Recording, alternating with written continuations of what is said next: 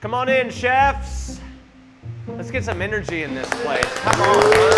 This is challenge number 3. A little bit low energy. So I'll grab myself some coffee, picking myself up, trying to get myself ready to get started. It's a new day. I'm excited about this challenge. I'm excited to see what everybody's doing. It's clear every day we all have to give our all. It's like starting from scratch, so it doesn't matter what you did the day before. The group is getting smaller, and the climb to the top has truly begun. You guys getting a bit more settled in to the top vegan kitchen now after a few cooks? Well, good. I'm glad you're settled, but don't get too comfortable. You ready for your next challenge? So ready. All right. From the outside looking in, people can often perceive veganism as this gentrified diet full of expensive, big brand, highly processed meat substitutes. When the truth is, cultures from all around the world have been utilizing low-cost, plant-based ingredients for thousands of years. So for your challenge today, you'll be tasked with taking low-cost, humble ingredients that almost anyone could access and elevating them into an incredible vegan dish. And helping me judge today's challenge is owner of One Grub Community Diner in El Paso, Texas, Planty for the People nonprofit, and a semi-finalist on HBO's The Big Brunch. Please help me welcome Chef Roman Wilcox. Chef Roman, how are you, my friend? Well, how are you? Thank you for having me. I'm so glad to have you here with us today. So, Roman, at your community diner, One Grub, you've utilized low-cost, local produce, homegrown produce, and you've got the unique perspective of having been on an intense reality cooking competition show. What kind of advice do you have to share with the contestants before their cook today?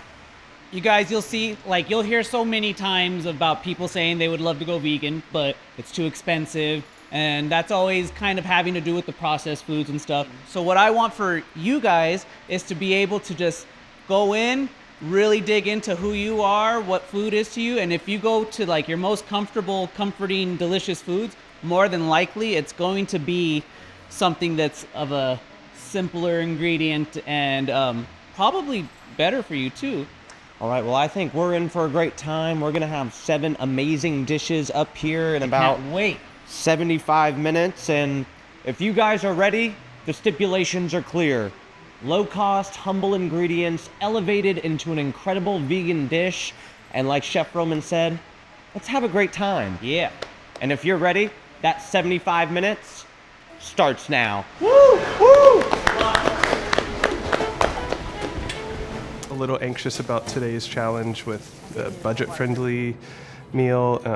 I think I have a good plan. Oh, wait, I've got you. My legs are too short. T-Rex legs too. Just to keep focused and not be concerned about what other people are making and stay true to my flavors and how I cook. I listened to what the judge said and Chad yesterday. I had something else in mind. I had 2 dishes, and I changed it last minute.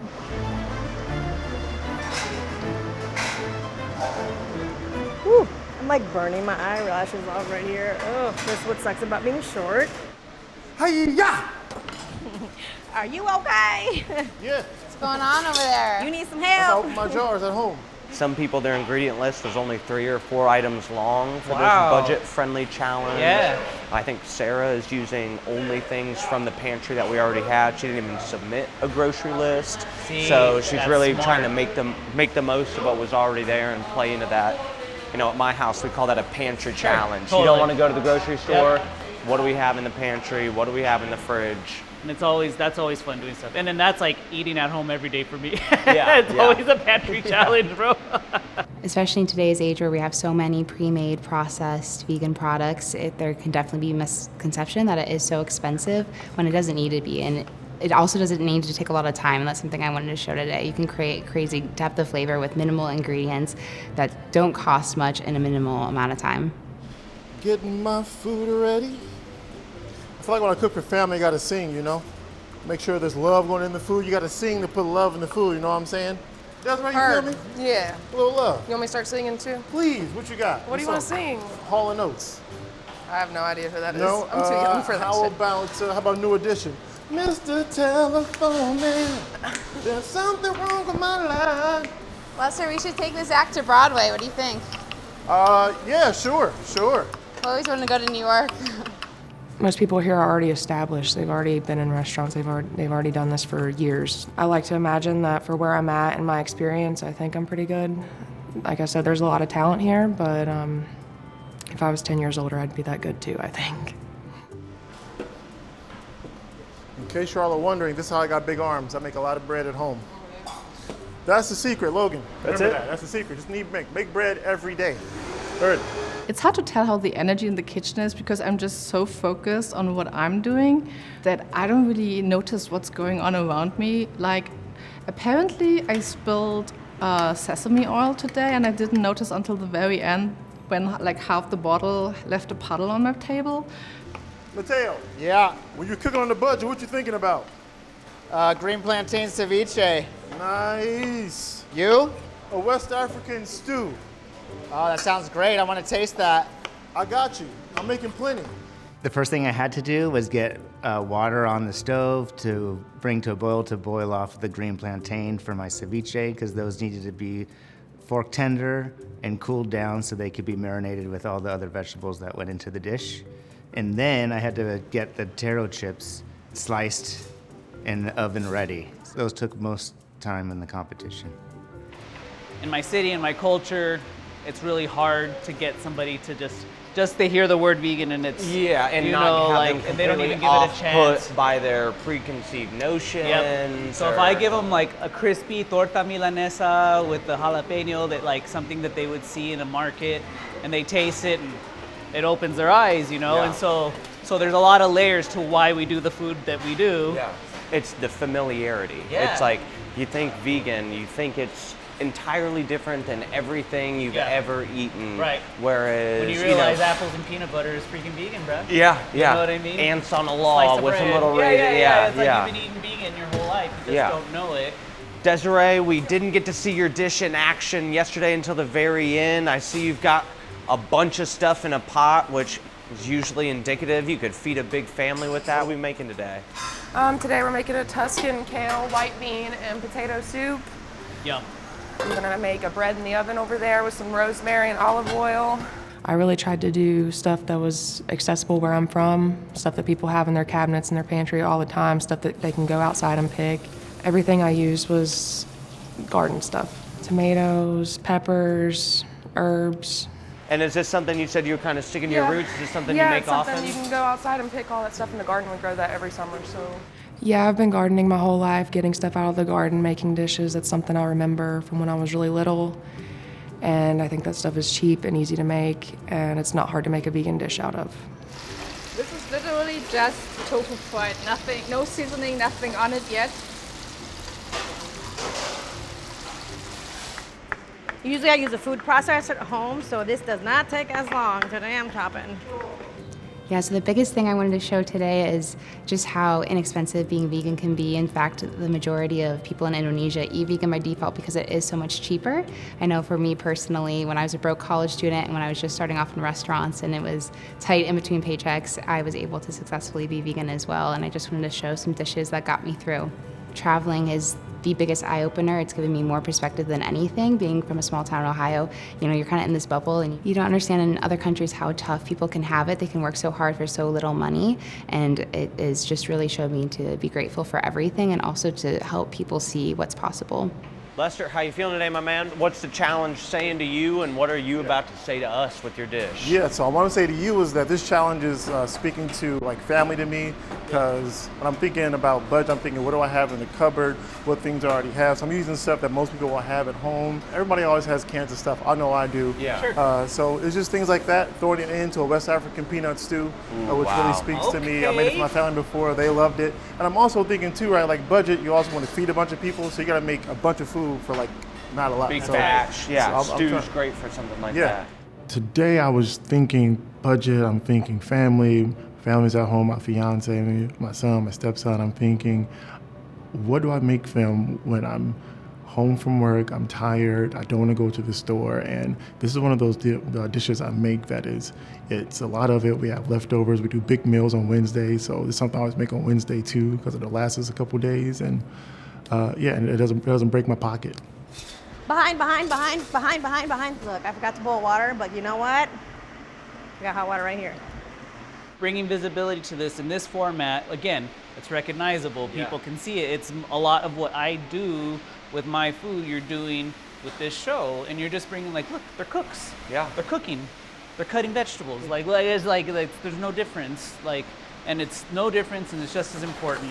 And if you really want to think about it and really want to get into it, they're going a step ahead and working from a compassionate place and from a socially responsible place and an ethical place. Yeah. So like, instead of shutting these people down, why aren't we lifting them up and showing them like, hey, look at, like, they're making a difference and doing like the everyday thing like cooking. And so it's important what you're doing. It's really great.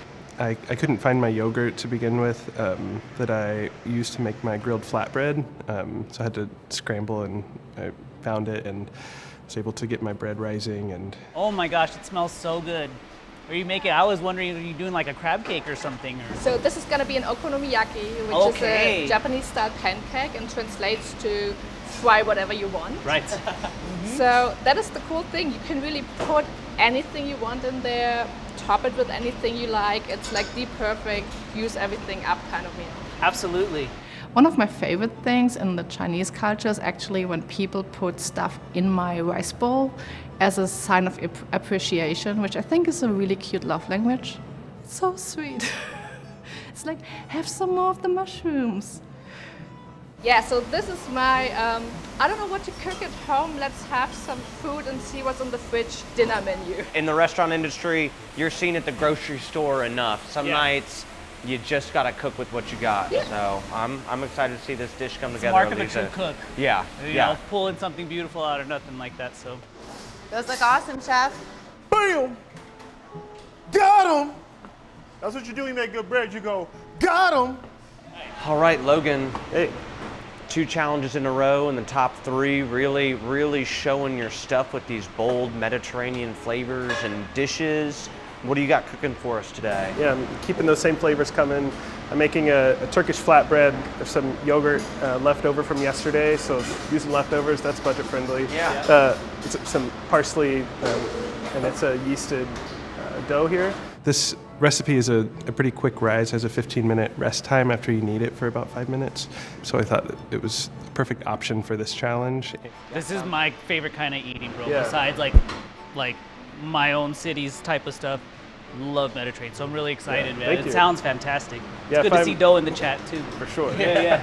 30 minutes. Hey, we're Got this, guys. Everything smells so good, y'all. Thank you. Let's see.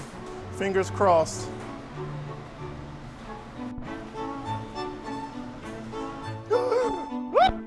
Bam!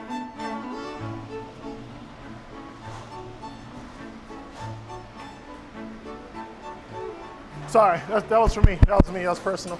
Logan, bread good? You good? Will you flip it? Thank you. Thank you. You're welcome.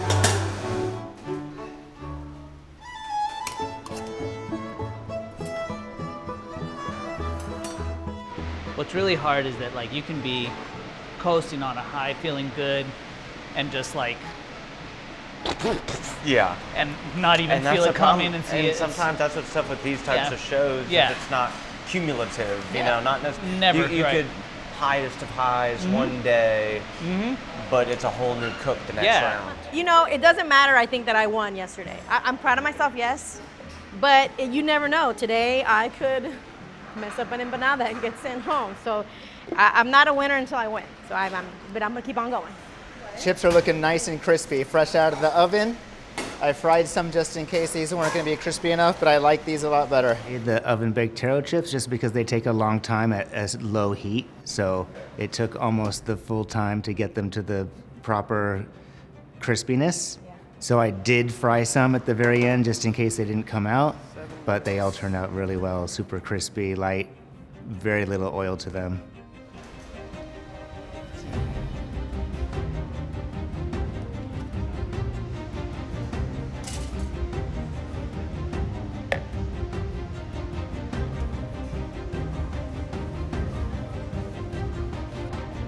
Are you guys nervous or are you feeling confident? Every day it's more quiet, pretty more good. confident, except for maybe Lester.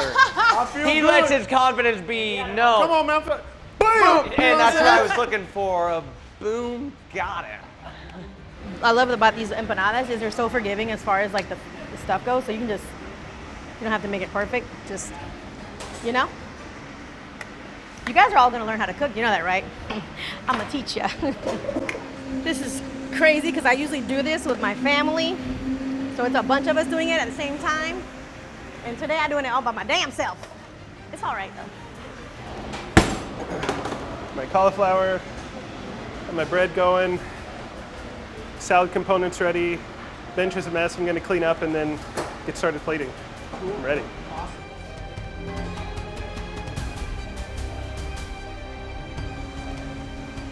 Oh my God, this is not good. I'm making such a mess. My mom would kill me. She's like, all right. It's cool. I'm gonna calm down. 16 minutes, no biggie, no biggie. Okay, let's try this for like the 6th time.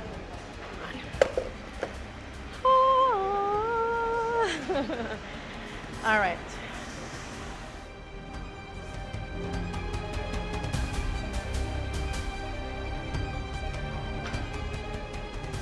Me? Got an extra? I made like 12. Nice. Just gonna look for the 2 most identical ones and hope for the best. It's looking good. Well, I just cut into it and turns out it's not completely cooked through, so I do need to cook it a little longer. Or I'll make it thinner because no one wants to eat raw chickpea flour. Working in the restaurant so much, you rarely get to travel far Yeah. and wide and really eat other people's food. Yeah, and yes. really, you know, that's the tough part of once you start up, you're, you know, balancing evolution with maintaining. Sometimes you're so tied up in the restaurant that you don't have time to go and taste other cultures' cuisines, get mentorship, and it's really rewarding to kind of get to break out of my culinary comfort zone and try a lot of these new flavors, new ingredients. Hey, Les, what are you doing? I'm just frying shallots. All right, gang, we are at 5 minutes on this budget-friendly meal challenge. I don't even think it's this quiet in here when we're not in here. This is Pressure is on. This is crazy. Pressure it's is spooky. on. Okay, we're gonna try and lift this up. Hot. Don't like working like this, but today it's been a little hectic. Hey, Usually you whatever- have, like, whatever whole the day family helping you requires. when you do this. Yeah. This is not a one-man show, so I hope you guys appreciate Listen, it. I'm having to hold Roman back from trying to clean your station. I just want a line sweep. I just want a line sweep for you so bad. Got some options. How we feeling at that back station? Logan, Doing great. Louisa, Doing Desiree, great. how you feeling? Washing Ready. some plates, getting ready to We're ready. get that thing in a dish.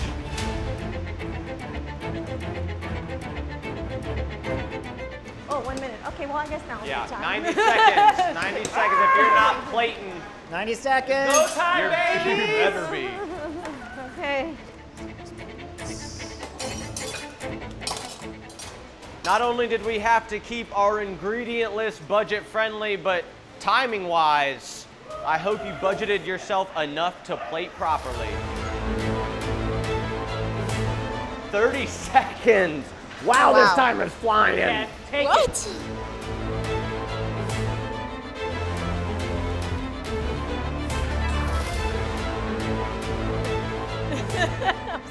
All right, guys, here we go. 5, 4, 3, 2, 1. Hands up. Wow. Y'all are amazing. My apron says it all. How I feel, how it went. Yeah. Hi. I was clean until I tried Lester's food. It was really good though. I feel so good, so good. That was by far the best cook I've done.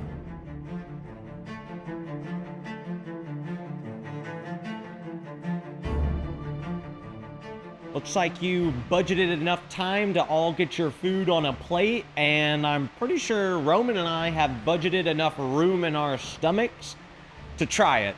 Oh, yeah. So if you guys are ready, I think we're gonna start with our boy Mateo up front. Come on down. Go! So Mateo, please tell us all about your dish. Okay, what we have here is a green plantain ceviche, some green mango, cucumber, bell pepper, a little bit of habanero mixed in there, lots of lime juice, fresh herbs like cilantro and green onion. We have some oven baked taro chips as well for you. Touch of avocado and cashew sour cream to round it off. But see, with these beautiful chips, I need some of that ceviche on These there. are cooked and seasoned perfectly. Thank you. Yeah, they're oven baked, so they're not fried. Just a little And bit I of olive mean- oil, salt.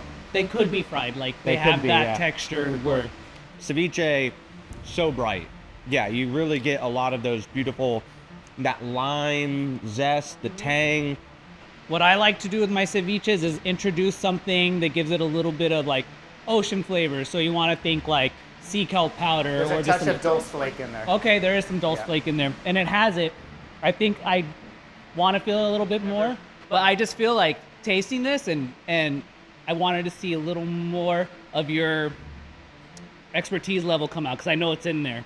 Sarah, please tell us about your dish. Today, chefs, I have for you lemongrass udon noodles with sticky and spicy gochujang fried tofu. So what was your inspiration for this kind of dish? You know, you're pulling from the pantry, you know, you've got a French background, Midwest plus bougie.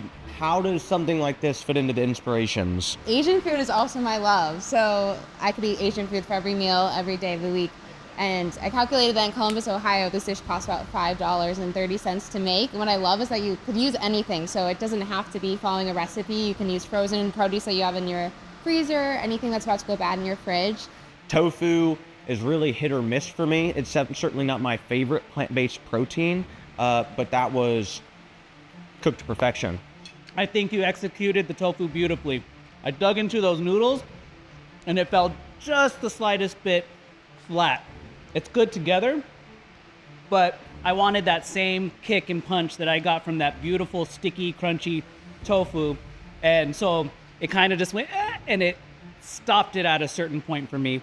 It's really hard to do. I don't like this. Listen, it's it is so good, you know? we're nitpicking, yeah. But yeah, I'm because I have to be nitpicky, that's what I'm doing, you know? Yeah. Right, Logan, what do you got for us today?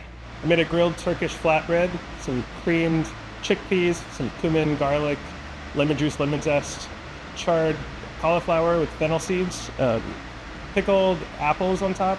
It's a little one note, maybe a little bit more aggressive or bold seasoning, but once you mix in the apples, the salad, you definitely get some brightness to pair with that. Give it to us how you want us to eat it in that one bite, and I'd say that's my biggest point of feedback. Yeah, definitely. And then like from a visual standpoint, I think you had a real opportunity. You could have, even if you did leave it in one space, maybe having the cauliflower just a bit smaller so it's easy to chew and not fall off, you know? All right, Eliza, it looks like you gave us a little bit of everything. That's a party right Tell us there. about your dish. Yes, so this is basically my life as an exchange student in Taiwan on a plate. I was on a budget. I had friends from Japan, Korea, and lived in Taiwan with a very good street food culture. So the scallion pancakes, the triangles, these are like a very simple Taiwanese staple food. And then the okonomiyaki is a Japanese omelette kind of style where you can just throw anything in there. I love that there's so much to eat here, you know, and I feel like you took the whole breadth of the time and you took the opportunity to show us different techniques and like kept within the challenge of making it with simple ingredients. The scallion pancake had a lot of, for such simple ingredients, it had great crisp. Yes. Those scallions somehow really came through with a huge pop of flavor on its Beautiful own. layers, which is really important in that. I'd say the tofu for me, a little bit salty, but a lot of great flavors. I think only thing plating wise is, you know, when you put a dish in front of people, you know, helping guide them to that perfect bite. All right, Lester, what are you, boom, getting us with today? Yeah, absolutely. So you have a West African peanut stew, cilantro rice underneath, fried shallots and kale as a garnish with a little peanut chili oil to finish, and then some homemade roti brushed with some cilantro butter. That heat, it's perfect. It comes not right away, kind of comes, it hits a point, and then it evens out, and you're still tasting everything else. So the finish is really nice. Your rice is cooked well. There's crisp in that shallot. There's brightness in the kale. The sweet potatoes are nice and unctuous in that tomatoey stew. It's, for me, like so far, I feel like this has been the most balanced, sensible thing. And it's very pretty. That first bite, it's not a knockout punch of flavor. The textures are there. Yeah. The bite is there. Everything's cooked well. But once the spices of that stew start kicking in, you know it's a 15-round fight. Next up, Desiree. Today I have a white bean, potato, kale soup. It's like Tuscan inspired with Italian seasonings, a little olive oil bread.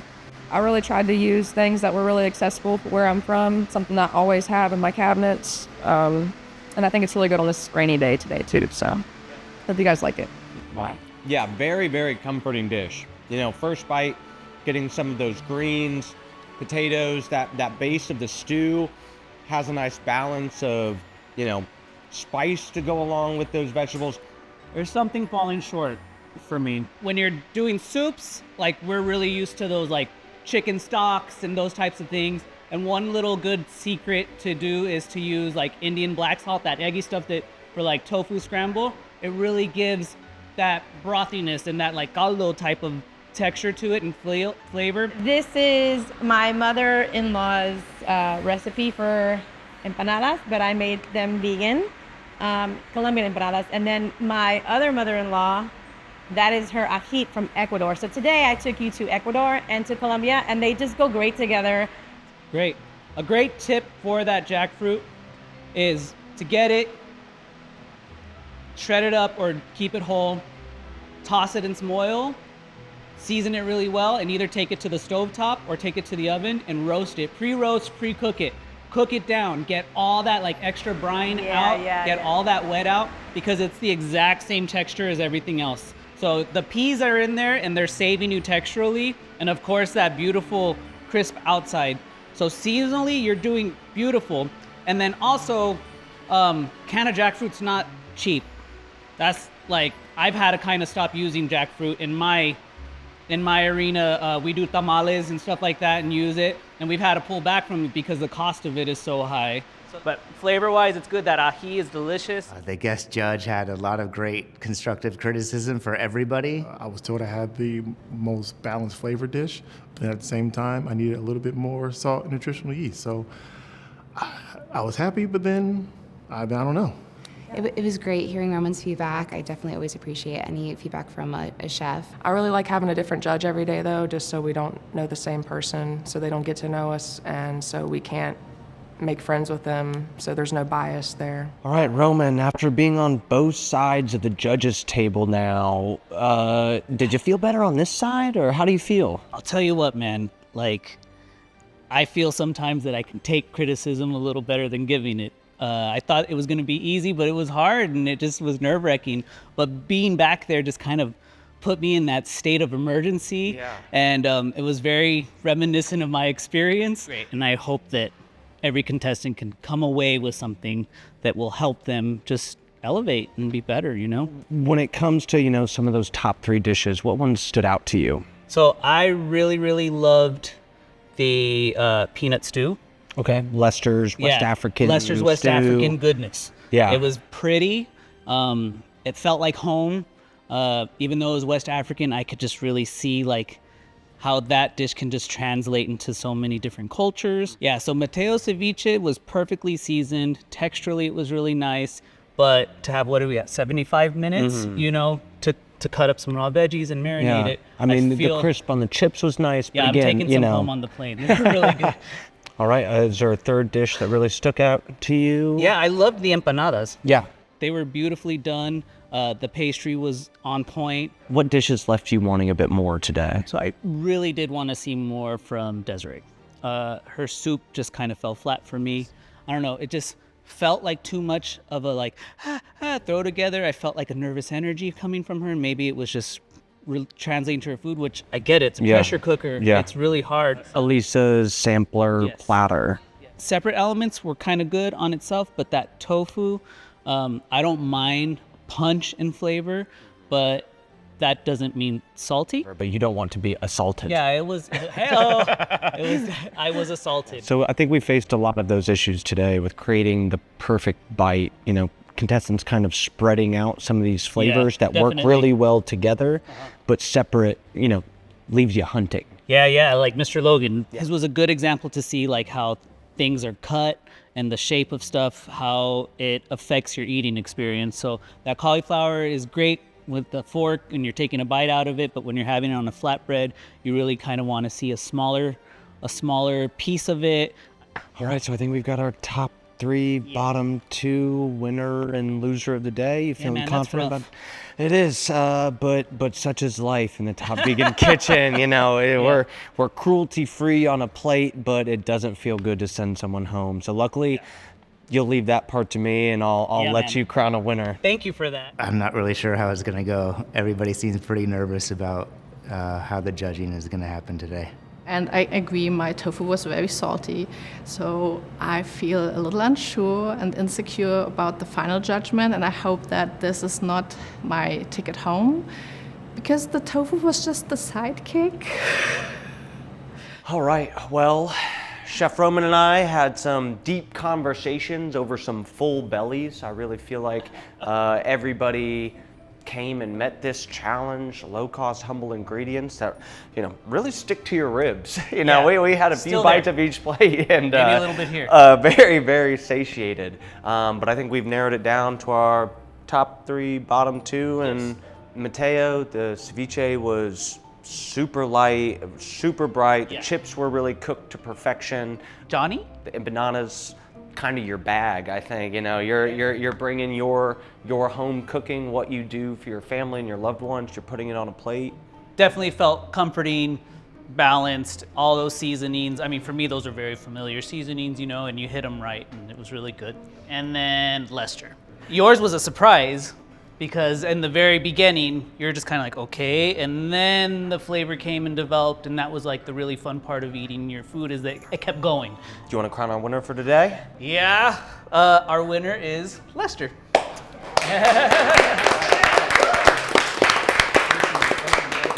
I won. I can't believe it. I'm so excited. It's what I came here for. I came here to win, and I finally got one. You didn't hit us with that knockout punch of flavor. We were strapped in for a 15-round battle, and I think I'm still ducking and moving in the corner right now. It was really experiential, and rather than it being like, wow, it's just kind of like built up and it stayed with you, and you could like think about it. And so I think that's why it was just like, we got to do it. And texturally, it hit too. There was different bites, and the rice was cooked well. So great job. Yes, great job. We'll clap up Lester one more time. And of course, let's give a round of applause to our wonderful guest judge, Chef Roman, for lending his time and experience. Chef, it's been a pleasure having you. Can't wait to have you back in Columbus, or you might have to get me out in El Paso and throw down for me in the kitchen, because after hearing about your food all day, I really wish I could just cook it for you all today. I really do. Hey, I would love to do that. That's next time. Yep. All right, my friend. Right. Thank you very much. Am I gone? Oh, bye, yes. guys. See you soon. Bye-bye. I'm honored and humbled it's me, and you know, everybody else watch out, because now I got one, so I'm ready. So the 2 dishes we kind of felt left us wanting more today were Elisa. You put 6 things on that plate, all completely separate. So maybe whittling down and narrowing down and focusing on 1 or 2 of those. The tofu, a bit too salty, and that was maybe the main detractor. And the other dish that kind of left us wanting more was Desiree. You know, they're well-cooked vegetables, but I think the broth, there was a nice spice to it, but building on that depth of flavor. The bread maybe just needed 1 or 2 more minutes in the oven to really, really round out. Yeah, unfortunately, the chef that'll be no longer in the mix for Top Vegan is Desiree. I'm sorry, I'm glad, you know, you took us to what you know on a few of these challenges, and I would have liked to get to know you a little bit more, but unfortunately every day the group gets smaller. So if we can clap up Desiree.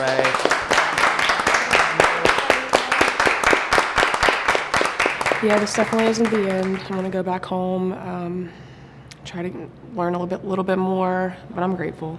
Not a lot of people got the chance to do this, so I'm glad I was one of the top picks. It's hard. We're spending a lot of time, through the fire and flames, we bond, and you guys have an added layer of, you guys are staying together all week. You're all posted up at the judge's mansion, getting to know each other, building rapport outside. So for tomorrow's challenge, we're kind of going from one extreme to another. We're going from our humble, plant-based on a budget to fine dining. I love fine dining. I love that cooking. I love using technique. So I'm excited to finally show that fine dining over the counter. Elevated flavors, elevated plating, and if you guys got some show-stopping tricks up your sleeve, tomorrow might be the day to swing the bat. So go home, get some rest tonight. You all did a great job today, and I'm excited to see what's in store for us tomorrow. Thank you very much.